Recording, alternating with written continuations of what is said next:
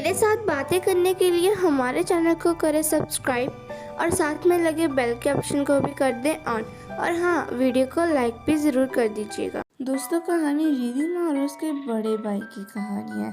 कहानी बहुत इंटरेस्टिंग होने वाली है, इसलिए आप अंत तक ज़रूर सुनिएगा।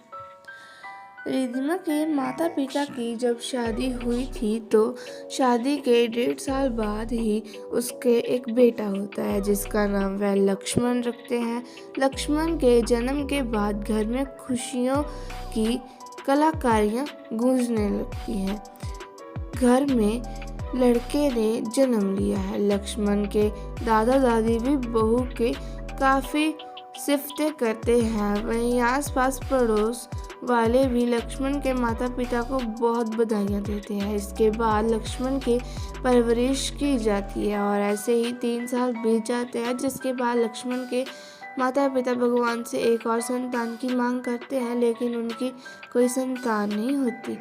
लक्ष्मण के दादा दादी लक्ष्मण के माँ को बहुत से डॉक्टर्स को दिखाते हैं, बहुत प्रार्थनाएं करते हैं, लेकिन 8 साल तक उनके कोई संतान नहीं होती।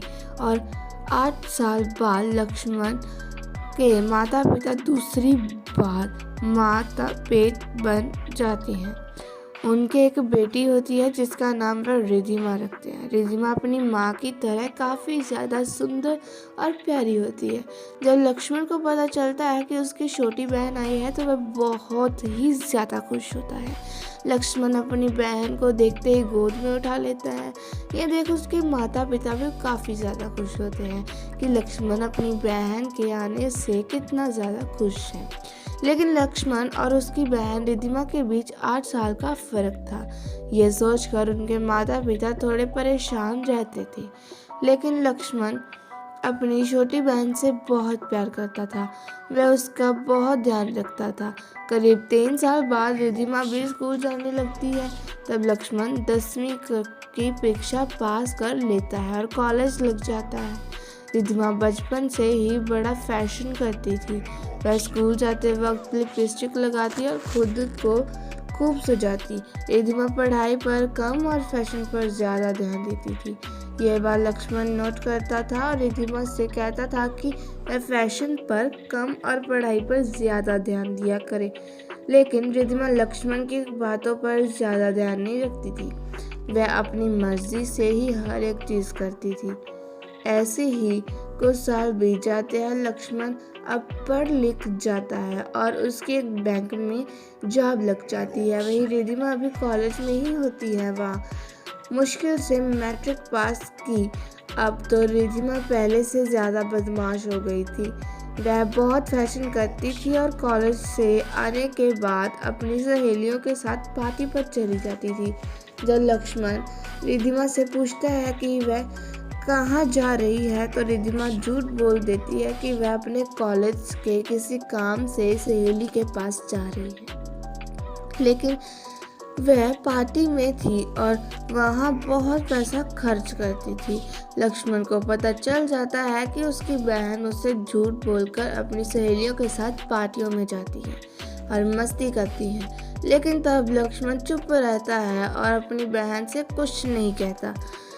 पर एक दिन रिधिमा कॉलेज से घर आती है और लक्ष्मण घर में ही होता है। वह देखता है कि रिधिमा ने एक चांदी की चेन पहनी हुई है, तो वह रिधिमा से पूछता है कि यह किसने दी। तो रिधिमा लक्ष्मण से कहती है कि आप अपने काम से काम रखिए ना, क्यों मुझे हर बात रोकते टोकते रहते हो।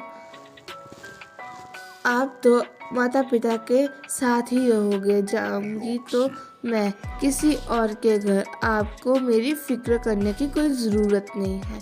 यह सुन लक्ष्मण रिधिमा से कहता है कि ये तुम क्या बोल रही हो। ससुराल तो हर एक लड़की जाती है शादी करने के बाद। इसका मतलब ये तो नहीं कि वह अपने मायके में बदमाशियाँ करे। मेरे साथ भी बहुत लड़कियाँ पढ़ी हैं। अब वह सरकारी नौकरी करती है और खुद घर के चलाती है। यहाँ तुम हो जो सारा दिन मस्ती में बिता देती हो। तुम भी उनकी तरह रहना सीखो। अच्छा खाना खाओ, साथ में अच्छे कपड़े पहनो, जो करना है वो करो, लेकिन सही करो। रिधिमा बस खड़ी लक्ष्मण की बातें सुनती रहती है। लक्ष्मण रिद्धिमा से कहता है कि वह उसकी ट्यूशन सेंटर लगाने की बात करता हूँ। कल से तुम ट्यूशन जाया करोगी। रिद्धिमा कुछ नहीं बोलती, बस सर हिलाकर अपने कमरे में चली जाती है। अगले ही दिन से रिद्धिमा कॉलेज में आने के बाद ट्यूशन सेंटर चली जाती है, जहाँ भी वह अपनी आदतों से बाज नहीं आती। वह वहाँ भी कुछ लड़कों और लड़कियों से दोस्ती कर लेती है और उनके साथ गप्पे लड़ाती रहती है। रिद्धिमा एक लड़के जिसका नाम सुमित होता है उससे कुछ ज़्यादा ही घुल मिल जाती है और ट्यूशन ख़त्म होने के बाद उसके साथ घूमने चली जाती है। सुमित अच्छा लड़का नहीं होता, वह एक नंबर का बिगड़ा हुआ लड़का होता है। लेकिन एक दिन ट्यूशन सेंटर आने वाली एक लड़की रिद्धिमा के घर जाती है और रिद्धिमा की सारी बातें उसके भाई लक्ष्मण को बता देती है कि कैसे वह ट्यूशन में पढ़ती नहीं, बस हर किसी के साथ गप्पे लड़ाती रहती है। यह सुन लक्ष्मण को बहुत गुस्सा चढ़ता है। वह सोचता है कि अब वह चुप नहीं रहेगा। वह अपने पिता को कॉल करता है और रिद्धिमा की जल्द शादी करवाने के लिए कहता है। लक्ष्मण कहता है कि वह अकेले दहेज दे देगा, बस रिद्धिमा की शादी कर दीजिए, इसके पहले कि वह आपका और मेरा नाम कटवाए।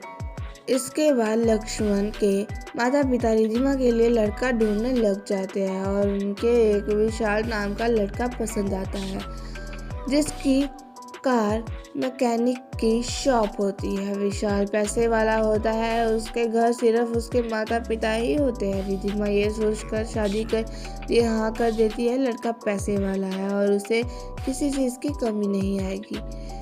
इसके बाद रिद्धिमा और विशाल की शादी हो जाती है और रिद्धिमा अपने माता पिता और लक्ष्मण को छोड़ विशाल के घर अपने ससुराल में चली जाती है, जहाँ वह धीरे धीरे घर का सारा काम करना सीखती है और घर के जिम्मेवारी भी उठाती है। रिद्धिमा सुबह जल्दी उठती है और अपने ससुर सास के लिए चाय बनाती है और विशाल को भी खाना देती है, फिर काम पर भेजती है। ऐसे ही रिद्धिमा घर के कामों में इतना उलझ जाती है कि वह फैशन करना भूल जाती है और सादा सलवार सूट पहनना शुरू कर देती है। करीब 1-2 साल बाद रिद्धिमा माँ बन जाती है।